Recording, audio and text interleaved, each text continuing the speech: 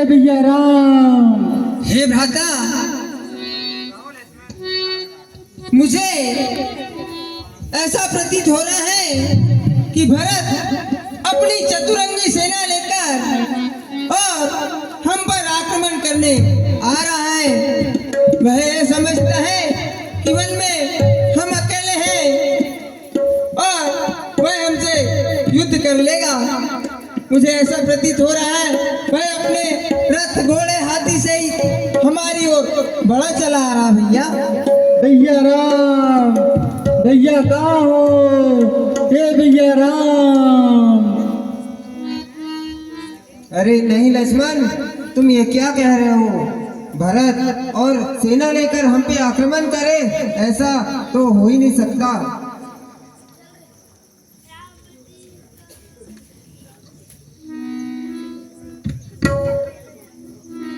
आप इस तरह कह रहे हैं, पर मुझे बिल्कुल भी विश्वास नहीं। वह धनुष बाण हाथ में लिए और हमारी ओर बढ़ा आ रहा है। हाँ। भैया राम, हे भैया राम। उससे कुछ डर नहीं, झगड़ा उसके बुरे विचारों का झगड़ा। उस वाले दांत तोड़ दे तो कुछ नहीं खौफ पुकारों का।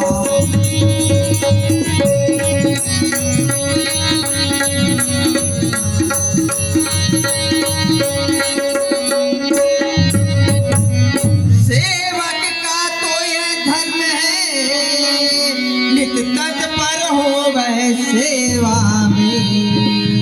स्वामी पर संकट आए तो नेछावर होना सेवा में।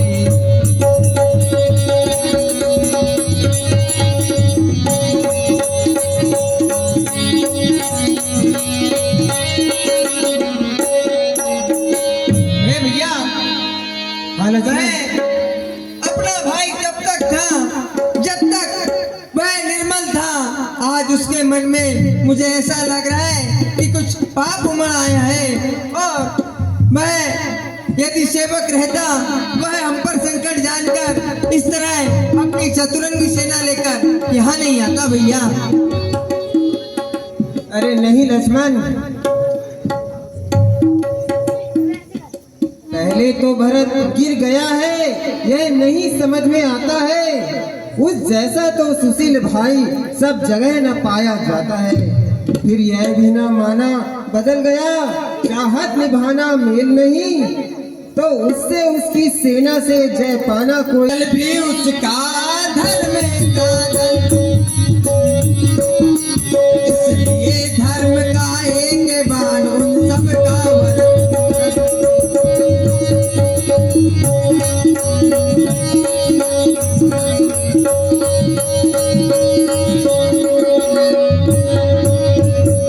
बस समाधान हो गया। अब नाथ आज्ञा दो, दिल मचल रहा ना। अपमानित छतरी का लहू भीतर भीतर उबल रहा।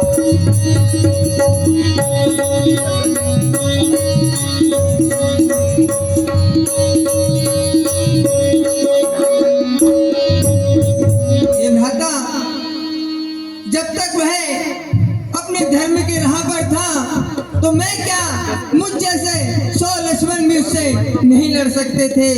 परंतु अब वह एक अधर्मी बन चुका है।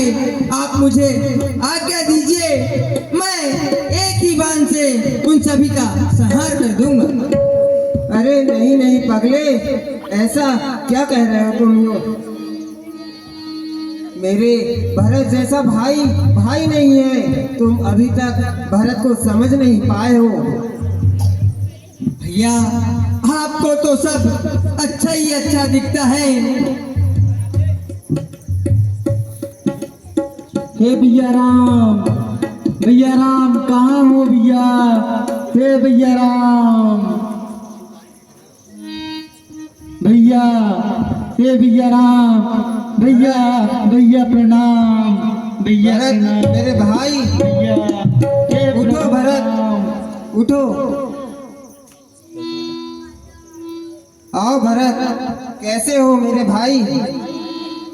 क्या बताऊं भैया, अयोध्या नगरी में तो सब अशुभ ही अशुभ कार्य हो गया है। आपके जब से अयोध्या नगर छोड़ आए हो तब से पूरा पूरा का हाल बेहाल है भैया।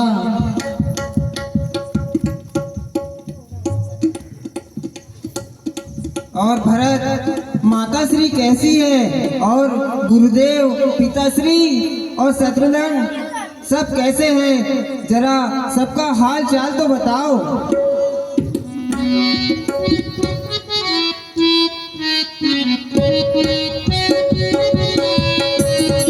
बताओ भाई, कहो भैया, माता श्री कैसी है? क्या हाल है उनका? क्या बताएं भैया आपको, जब से आप अयोध्या नगरी को छोड़कर आए हैं तब से सारा काम बेहाल हो गया है और अयोध्या नगरी में कुछ भी कार्य कुशल से नहीं है। और जब आप अयोध्या नगरी को छोड़कर वन कर आए और यह बात पिताश्री के कानों पर पड़ी और उन्होंने अपना देह त्याग कर दिया भैया। ऐसा ही हमारी अयोध्या नगरी का हाल है। अरे क्या कह रहे हो? पिताश्री हाँ का भैया। स्वर्गवास हो गया? जी अरे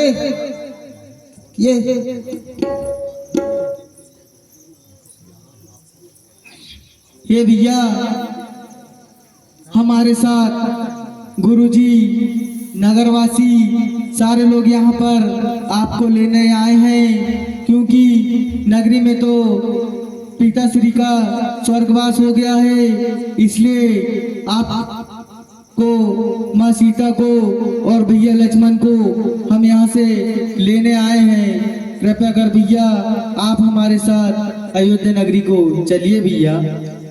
अरे नहीं नहीं पगले, तुम ये क्या कह रहे हो? पिताश्री ने हमें वचन दिया, माता को वचन दिया था कि हमें 14 वर्षों का वनवास हो और हम अपने पिताश्री का वचन झूठा करते। क्या चाहते हो तुम ये कि हमारे राजवंश का नाम मिट्टी में मिले? नहीं भैया, मैं तो ऐसा कुछ चाहता नहीं हूँ, पर जिस प्रकार से समय की गति है उसी समय से हमें ये कार्य करना चाहिए। जब अयोध्या नगरी में ना पिताजी है और ना आप हो तो अयोध्या नगरी का राजपाट कैसे चलेगा? इसीलिए हम गुरुजी, माताएं, नगरवासी हम सभी आपको लेने आए हैं। अरे पगले, राजपाट का क्या है? वो तो स्वयं ऐसे ही हो जाएगा। आपके साथ तो गुरुदेव हैं, माताएं हैं, आर्य सुमंत हैं, सब सहज ही ऐसे ही सब कार्य हो जाएगा। भैया यह बात तो सभी जानते हैं कि बड़े भाई के रहते छोटा राजपाट करे, यह बात ठीक नहीं है भैया। लक्ष्मण, महाराज जनक, माताएं, गुरुदेव और प्रजाजन सभी लोग हमसे मिलने आए हैं। कृपया जाओ और सभी का आदर पूर्वक सम्मान करके उन्हें ठहरने की व्यवस्था करो। ठीक है भ्राता, मैं अपनी ही ग्लानि से मेरा मन भर चुका है। आपकी आज्ञा पाकर मैं उन सबका आदर सत्कार करता हूँ। मैं आज समझ गया कि भाई भरत के मन में आपके लिए, मेरे लिए कोई खोट नहीं। अतः मेरे कहे हुए शब्दों को आप भी क्षमा करना भैया। अच्छा ठीक है, जाओ लक्ष्मण। चलो चलिए।